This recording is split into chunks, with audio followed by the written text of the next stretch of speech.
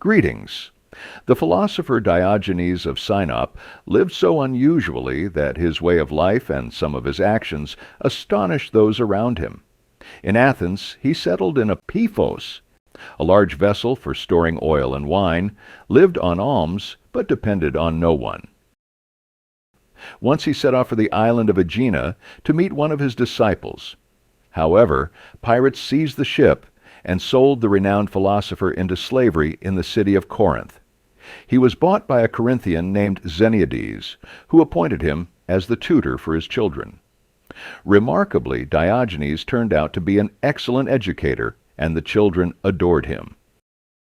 In Corinth, he obtained what he could not even dream of before.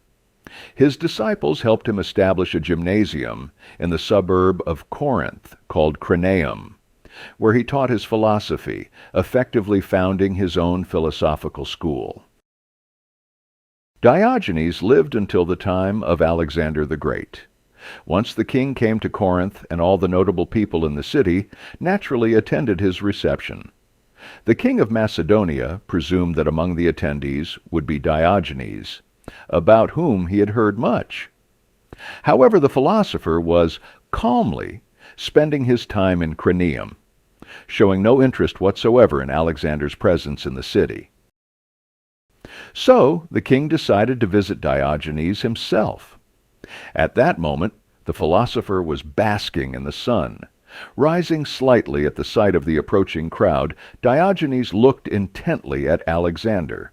The king said, "Ask of me whatever you wish," to which Diogenes replied, "Step aside a little, you're blocking the sun for me." The king was so struck by the pride and greatness of the philosopher, who treated him with such disdain, that on his way back he remarked, "If I were not Alexander, I would like to be Diogenes." This event prompted many artists to paint pictures on this subject. In the illustrations, I have provided paintings by 4 well-known artists, each depicting the meeting of Alexander the Great with Diogenes. And in all these paintings there is the same mistake. Diogenes is depicted near his dwelling, the Pythos, and some artists even depicted a barrel. This could not be. The thing is, Diogenes lived in a Pythos only when he lived in Athens and was completely independent.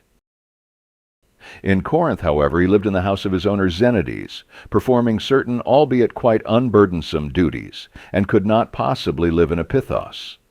Most likely Alexander found him in Cranaeum, where the philosopher was basking in the sun, possibly surrounded by disciples. Goodbye.